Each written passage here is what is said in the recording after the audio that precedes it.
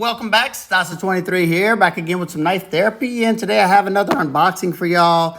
This one was bought from a fellow YouTuber. He hit me up on Instagram, knew I was interested in this knife, and that is I Love Knives, all one word. Definitely go check his channel out, tell him I sent you, show him some love. Very nice guy.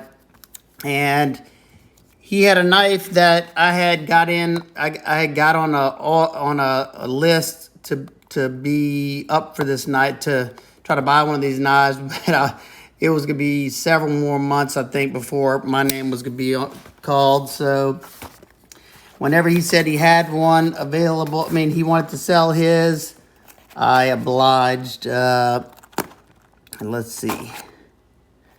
I'm glad he taped it up good. Let's see. I had to tape off. I didn't want to show his information, so I taped it all off. I made that mistake on accident before. So used to buying stuff from a company. Let's see. Let's look like this. All right, using the Civivi Elementum to do the deed.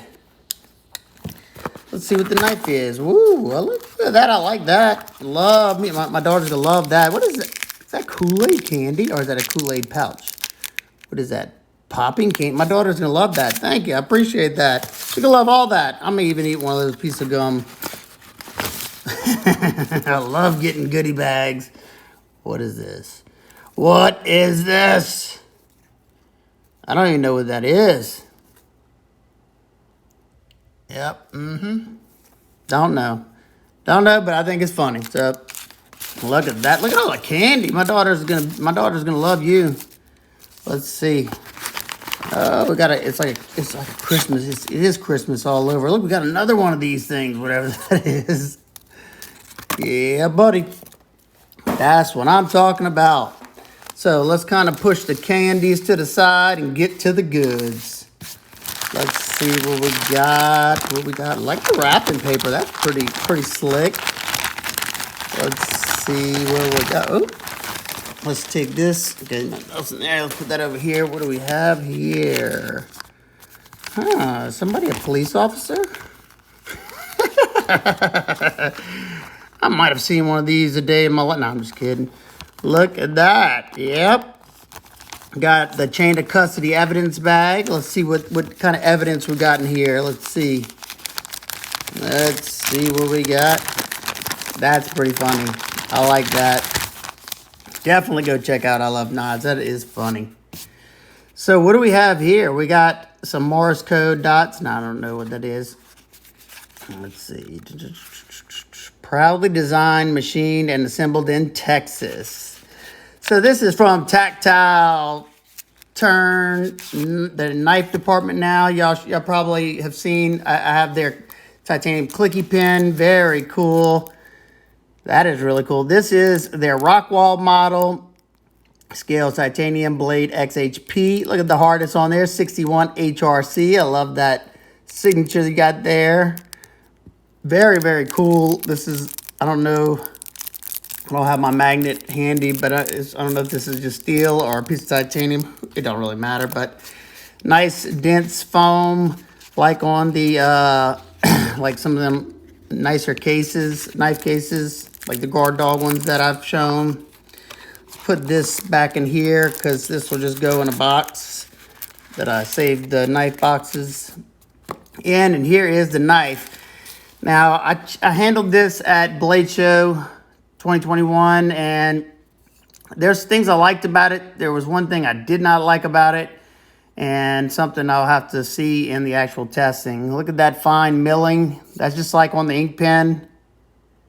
For the review, maybe I'll show it side to side. Nice little, it'll give you a little bit of grip there. I like it. Some nice hardware, I'm sure.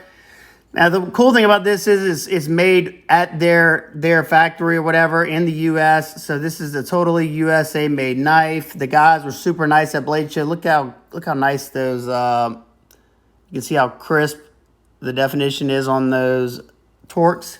So let's get a flip out of it. Flipper tab. Ooh, nice flip. Very skinny blade. It definitely has the aesthetic of the quiet carry waypoint. I don't have mine handy right here, so I'll show you all that in the full review. The action was nice on it. It is a titanium liner lock. You see you got titanium scales around it, which I've been liking that because you don't have to worry about hitting that lock bar. You can see they have a little chamfered out landing pad for your finger. They got some jimping up there. Now, the one thing that I noticed at Blade Show that I wasn't in love with, and like I said, I won't know until I actually use the knife so I can grip it. It feels okay, but I'm not sure, is the design where they decide to put that pocket clip. Is tip up left or right, I think? Maybe not. No, I don't know. No, I guess not, because I don't see any. It's just tip up right hand carry, but they put it way up here. And you see it kind of sticks up right there. You have kind of a sharp corner right there. You have a 90-degree corner on that clip. I may end up softening that if it hurts my hand when I'm in use, because a lot of times when that pocket clip rides that high, when you go to do some like harder push cuts in there, it'll be pushing back the handle on your hand, and you'll feel that big time. But I have been wrong in the past. That's why I say the grip test is really, it is right 50-50, because I've had many knives that did the grip test, squeeze it as hard as I could, and I'm like, okay, I don't feel it, or ouch, it hurts, and then I went to do some actual cutting, and I didn't feel it at all. So I will say that out of the box, where my hand sits, that clip, I'm not really, it's not giving me a hot spot per se yet in the hammer grip.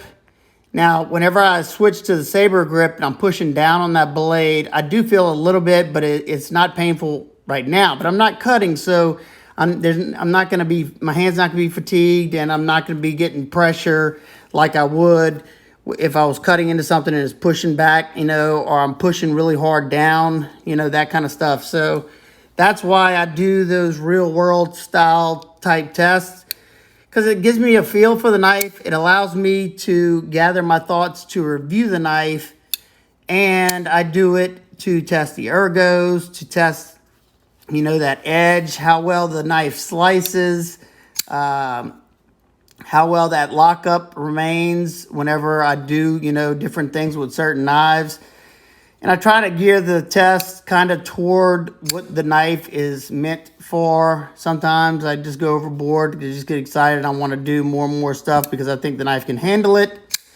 So that's how I kind of choose what I do in my testing. Get a little bit closer look. I'll give y'all one more look before we close this unboxing out. I will do a full review. You can see they have very fine milling lines on the blade. You can kind of feel them. I mean, they did a good job of stone washing it or tumbling it, because you can see the defined line. Very nicely done there. I don't know if he uses it all. It doesn't look like it, and it still feels screaming sharp. Let's see. Let's see what the sharpness is on it. Yeah, it's still screaming. Wow, very, very sharp. And real quick, for those who stuck around, because they might want to see this, I'll do a, you got a blade thickness of 0.098. Love that. That means this is going to be a good slicer because of how thin the blade is. Let's see what that behind the edge thickness is. Let's see. 18 thousandths, not bad. Let's see. It's hard for me to see. That's why I like doing this without the camera, so I can really get up there. About 18 thousandths. So 18 thousandths along with that skinnier blade, it's going to be a good slicer. I always like to see them ground thin as they can be, but I'm okay with it, especially if it is Rockwell to 61 HRC. I love XHP steel. It's a good performer. I've used it pretty extensively with certain Spydercos and a couple other companies, and I like it. Some people say it's a stainless D2, but I find it performs better than a lot of D2 I've used. I've only had a few good, like very good quality D2 to where the performance was outstanding. Benchmade does a great job with it, and a few other companies. So there you go. If you have any questions, comments, concerns, please leave them down below. I hope everybody is having an absolute wonderful day, and I will see y'all on the next one. Peace.